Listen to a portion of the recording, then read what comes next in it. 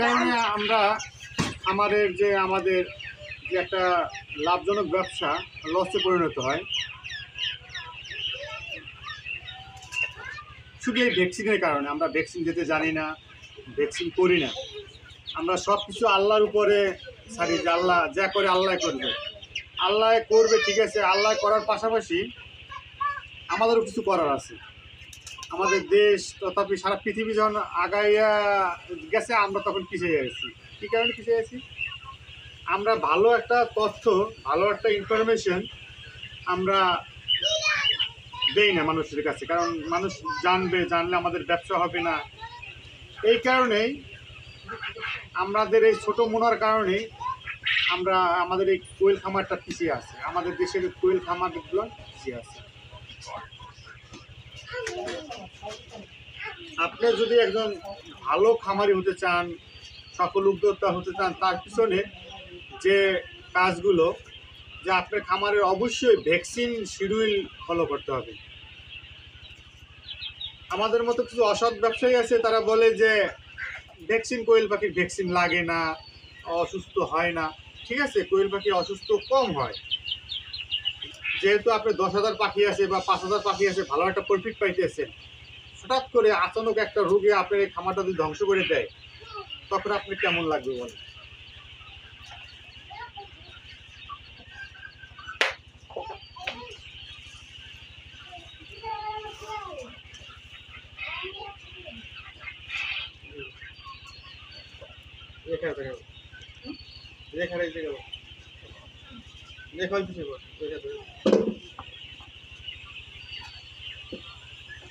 তো আমার যারা নতুন উদ্যোক্তা আছেন বা পুরান খামারি আছেন, যারা ডিসেম্বরের পর থেকে মার্চের ভিতরে আপনাদের খামার মহামারী আকার ধারণ করে, মহামারী বলতে ভাইরাসে ধ্বংস করে দেয়।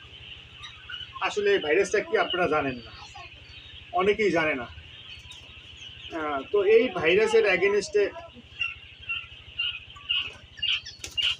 অনেক কোম্পানির ভ্যাকসিন আছে।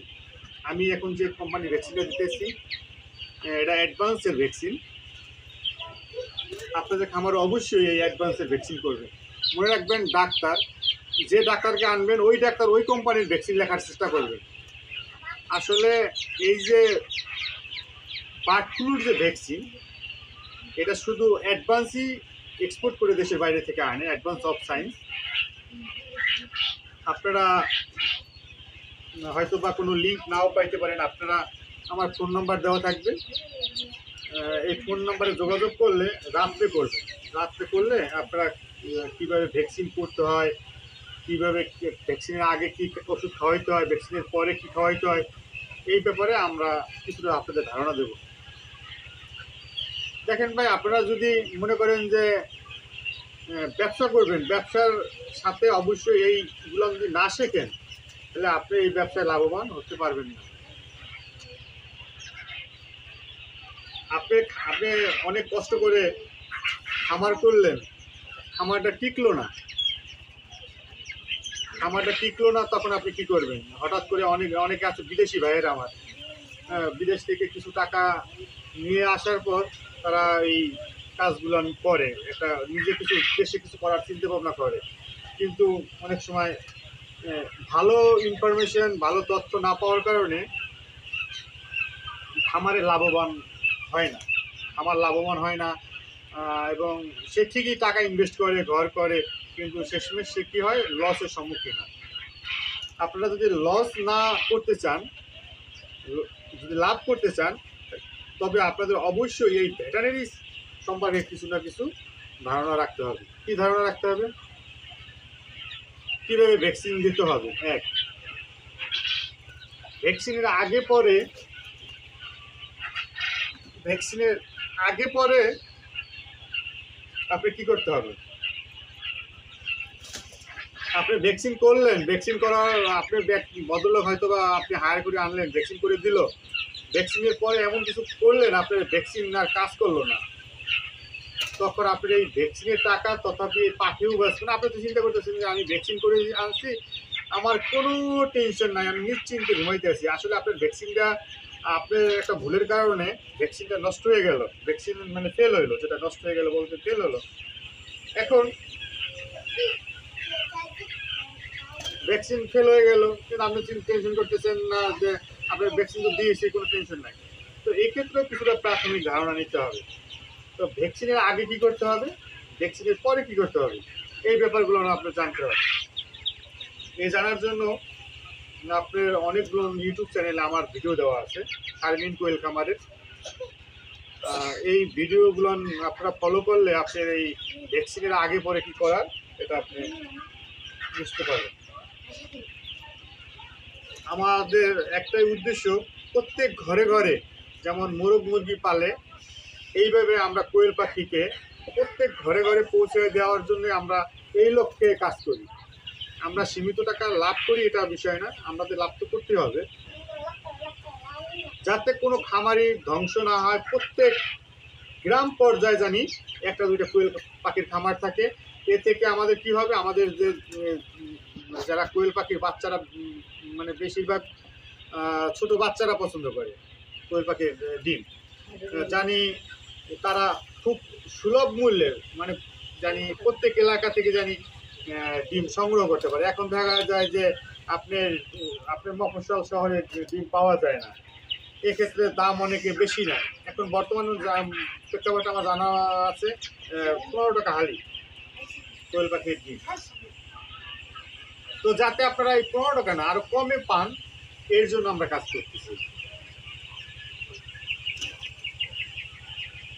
তো প্রিয় খামারি ভাইয়েরা বা নতুন উদ্যোক্তা ভাইয়েরা, আপনাদের উদ্দেশ্যে আরো অনেক কথা মনে করি, কিন্তু জানানোর মতো হয়তো বা সময় থাকে না, বা মানে অলসের কারণে ভিডিও দেওয়া হয় না, এই কারণে আপনাদের অনেক কিছু জানাইতে পারি না, এই জন্য আন্তরিকভাবে দুঃখিত। তো আমি যে আজকে যে ভ্যাকসিনটা করতেছি, এই ভ্যাকসিনটা হলো বার্ড ফ্লুর ভ্যাকসিন। এই বার্ড ফ্লুর অনেকগুলো ভেরিয়েন্ট আছে। আমি যে ভেরিয়েন্টটা করতেছি আপনাদের আমি সহজে বুঝাই। জ্বর আসে না, বলে যে কালা জ্বর, বাত জ্বর, টাইফয়েড জ্বর, নিউমোনিয়া জ্বর, সবগুলো কিন্তু জ্বর। এখন এই জ্বরের সবগুলো ভাইরাস কিন্তু আলাদা আলাদা ভাইরাস, হ্যাঁ, মানুষের ক্ষেত্রে। আর এই যে বার্ড ফ্লু, রানীক্ষেত, এইগুলো অনেকগুলো ভেরিয়েন্ট আছে। আপনি কোন ভেরিয়েন্টটা দিলে আপনার খামারটা সেফ থাকবে এবং কাজ ভালো করবে, এই ব্যাপারেও আপনার জানা দরকার আছে। আসলে কোয়েল পাখির ভ্যাকসিনটা দেওয়ার নিয়ম হলো ঘাড়ের মাংসে, ডাক্তাররা বলে ঘাড়ের মাংসে দেবে, কিন্তু কোয়েল পাখির ঘাড়ে মাংস না থাকার কারণে আমরা বুকের মাংসে এই ভ্যাকসিনটা দিই।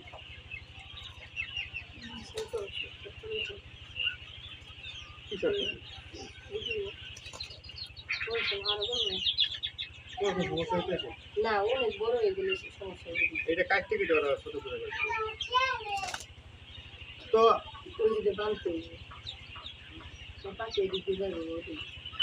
বান্ধব স্যার, তুমি চারটে বান্ধব, আমি আসতে করতেছি।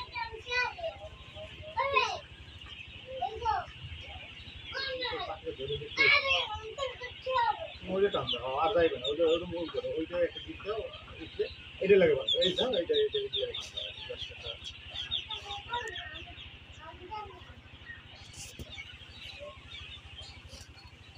ফাঁকা থাকে। তো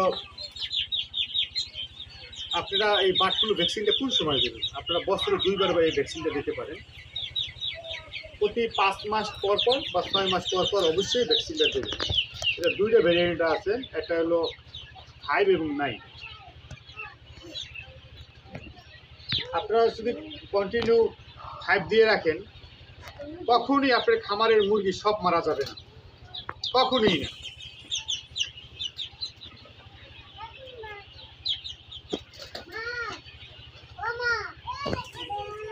ওদের একটু বেশি একটু লাড়াচড়া দিতে, ওদিকে দেওয়া করে, ওদিকে একটু ধরবি।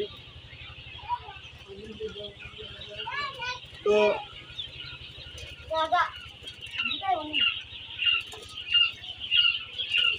এই যে রসিদ আছে না, এই রসিদের কারণে এখন আমার পাখিরা এইটা বাচ্চা গেছে।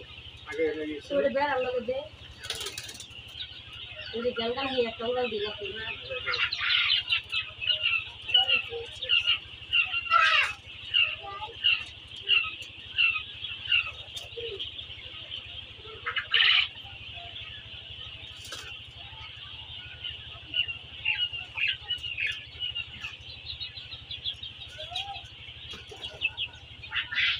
এরকম করলে কথা বলা যায়, কথা মনে থাকে হলো এই ভিডিওগুলো কাটতে মানে একটা ভিডিও আপলোড দিয়ে দেওয়া হবে। যে ভালো কাজ করতে পারে এটা পুরো রাখবা।